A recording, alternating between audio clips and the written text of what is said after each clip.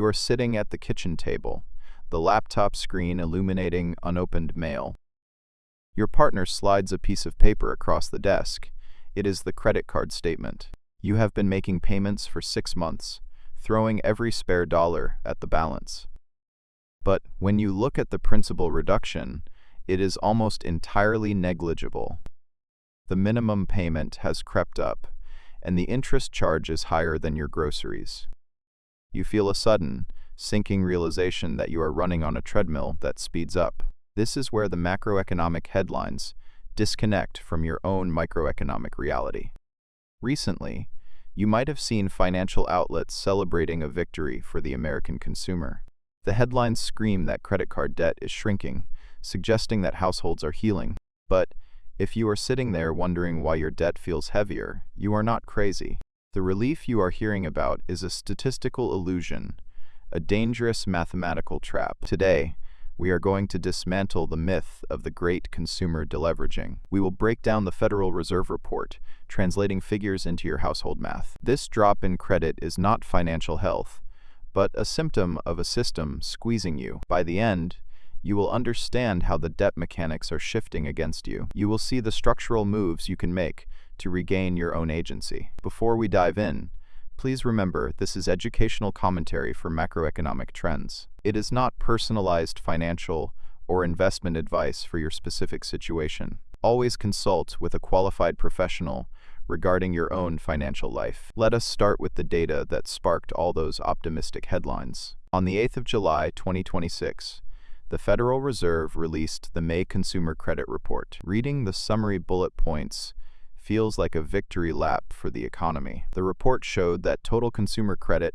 was essentially unchanged on a seasonal basis, but the headline grabber was revolving credit, which is primarily credit card debt. Revolving credit decreased at an annual rate of 4.7% in the latest report. In the financial media, a drop in borrowing is treated as a bullish signal. It implies that consumers are paying down balances and repairing their balance sheets. But let us dismantle that myth right now. A 4.7% annualized drop in revolving credit does not mean Americans suddenly found $1 trillion and paid off their cards. To understand what is really happening, we have to look at the absolute numbers. We must look at the broader context of the report. While revolving credit dropped, non-revolving credit increased at an annual rate of 1.6%. This includes things like auto loans, student loans, and personal installment loans. When you zoom out, total consumer credit outstanding sat at $5.15 trillion.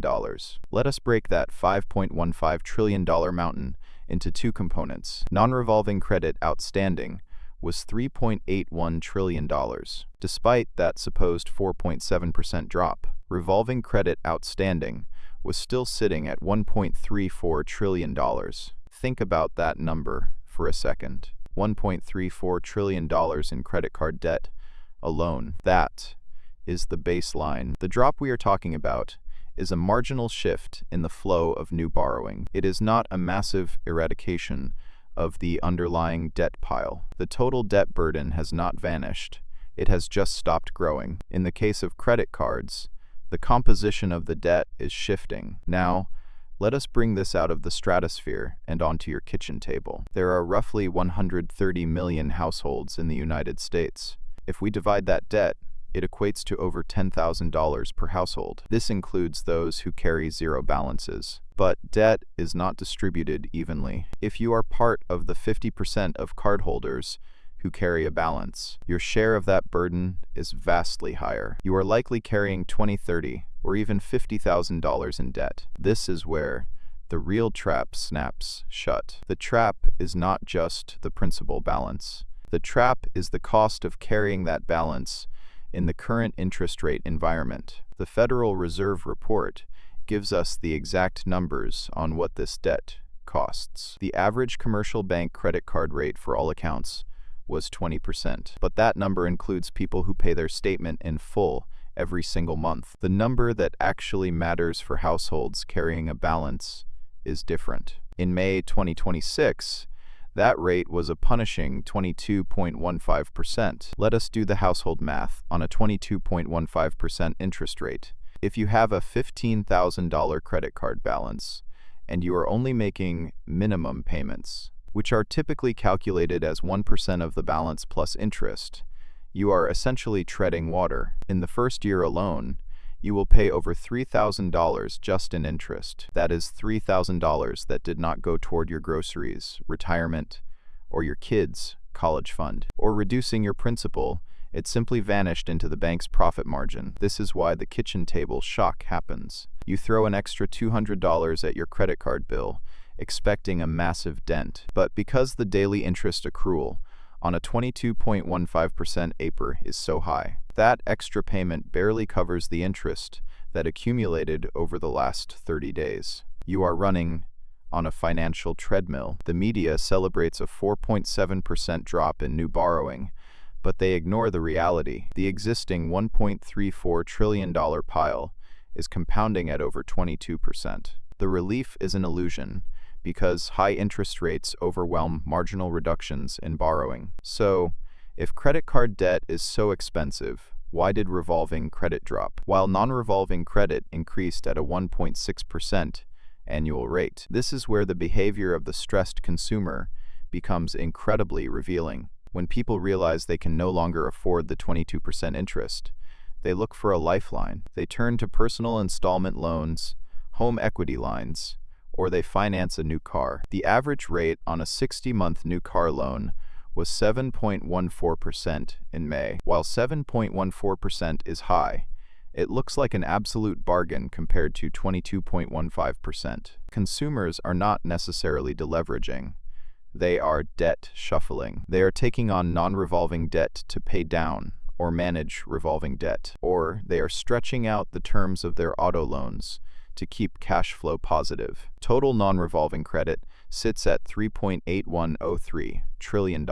When you combine the structural shift of moving debt, it looks like responsible financial management, but it masks a deeper vulnerability. When you use a secured asset like a car or a house to manage spending, you are increasing your risk of losing the asset if you face an income shock. You are trading a high interest rate for a higher risk of repossession. Now, I want to pause here and offer a counter-argument against the panic. The simplistic advice you usually hear from doom and gloom financial influencers. There is a loud chorus of commentators looking at this $5.15 trillion figure. They scream that a catastrophic crash is imminent and tell you to hoard cash. They predict a massive wave of defaults, claiming the American consumer is broken. That is a massive oversimplification.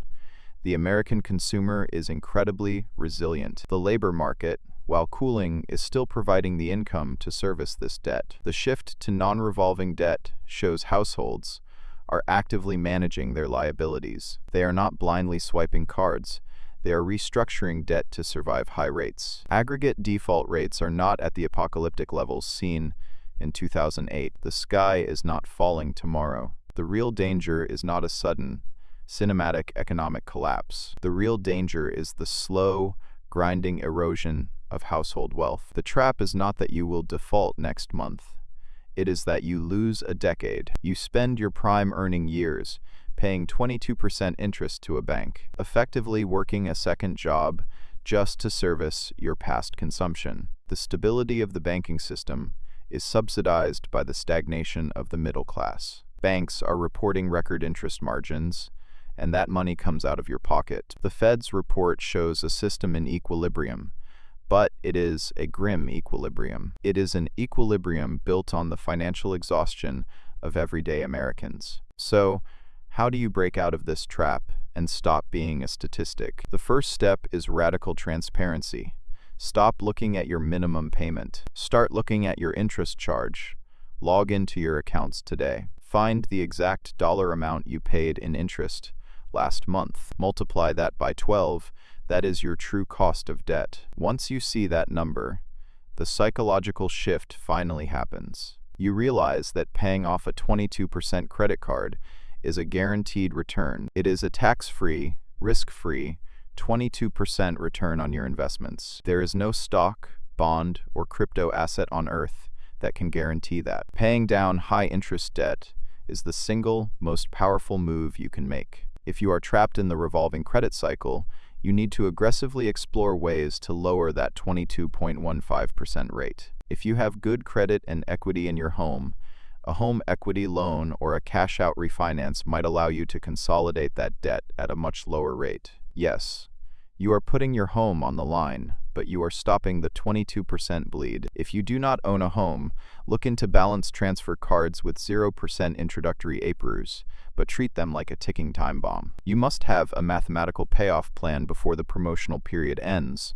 or you will end up right back on the treadmill with deferred interest added to your pile. Alternatively, a fixed-rate personal loan from a credit union might offer a rate in the high single digits or low teens. This is still vastly superior to the commercial bank average of 20.94%. You also have to change your relationship with the credit limit. The bank will happily raise your limit to make you feel wealthy, but a higher limit on a card you carry a balance on is just a longer rope. In a world where total revolving credit is $1.34 trillion, the system is designed to keep you borrowing. Your financial freedom depends on your ability to say no to the system's incentives. Every dollar you divert from interest payments to actual wealth-building assets is a victory against the mathematical trap. The July 8 Fed release showed us that the consumer is shifting, adapting, and struggling under the weight of $5.15 trillion in total debt. The headlines will continue to spin the 4.7% drop in revolving credit